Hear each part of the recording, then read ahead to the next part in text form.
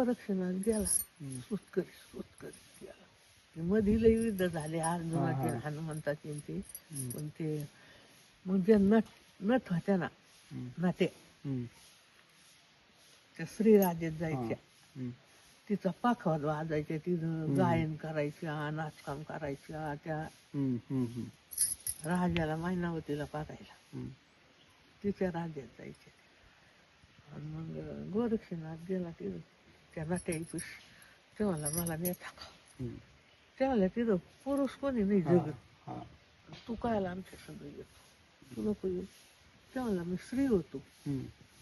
ते म्हणले कसं जमल? ते म्हणले तुम्हाला काय करायचं? आता त्याला केस होते नागपंची, साडी बिडी घातली, नथ बीत घातली, कानात ते सगळा साज स्त्रीचा त्या. आणि गेला. तो म्हणला मला पखात लय वाजीचा भाजी, तुम्हाला मदत होईल मला. तिथं गेल्या ह्या पखात वाजायला लागल्या का यांच्यातून काही नसेल, त्यांचा रोजचा पखात वाजायचा. गोरक्षनाथ बसले पखात वाजायला, त्या पखातातून बोल काढायचं मच्छिंद्र चलो. गोरक्ष आहे मच्छिंद्रनाथ चलो. मग ते ना ऐकलं म्हणजे आज बोल वेगळी तिथे.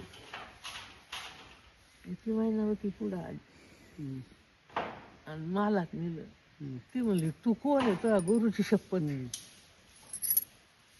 अशी बोल कोणाची येत नव्हती. आता चलो मच्छिंद्रनाथ गोर काय आहे हे बोलणे. चलो मच्छिंद्रनाथ गोर काय आहे. मग ते ती म्हणली तुझ्या गुरुची शपथ आहे, तू कोणी? तू स्त्री नाही म्हणला. त्याला वाटलं आता प्रगट व्हायची शिक्षा काय. बरोबर. ते म्हणलं हा मी शिष्य आहे म्हणला मच्छिंद्रनाथाचा. गोरनाथात पाचायला येते त्यांना, मी नेहाला आलोय त्यांना. मग ते बरं वाटन का? त्याच्यापासून त्यांना मिनीनाथ झाला होता नाथापासून. आता तिला बरं वाटन का आता राज्यातून द्यायचं? मग ती म्हणली हे सगळं राज्य तुला देईल, मिनीनाथ तुझ्या हाताखाली ठेवील आणि तुम्ही जाऊच नका. आणि आता कशाला नेतात त्यांना? आता त्यांचं वयवरच नसेल, ते बाकी सांगू नको म्हणलं. मग मच्छिंद्रनाथ महाराज म्हणले गोरक्षनाथ आपण 6 महिने राहू, नंतर जाऊ. मग राहिला 6 महिने झाले. ते म्हणले केव्हा निघायचं? कवर नारकात पाचायचं म्हणून. मच्छिंद्रनाथाला बोलता यायला लगेच निघावं लागलं. तिला शाप होता. कोणला? मैनावतीला. ती स्वर्गाची अप्सरा होती.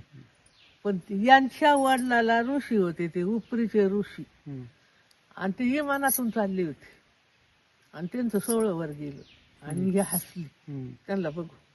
म्हणून त्यांना शाप दिला. ते म्हणले तुला अशा ठिकाणी जावं लागेल जिथं पुरुष नाही, जिथं काहीच नाही, त्या ठिकाणी तुला जन्म झाले. म्हणजे सांबाराच्या घरी राहिली होती.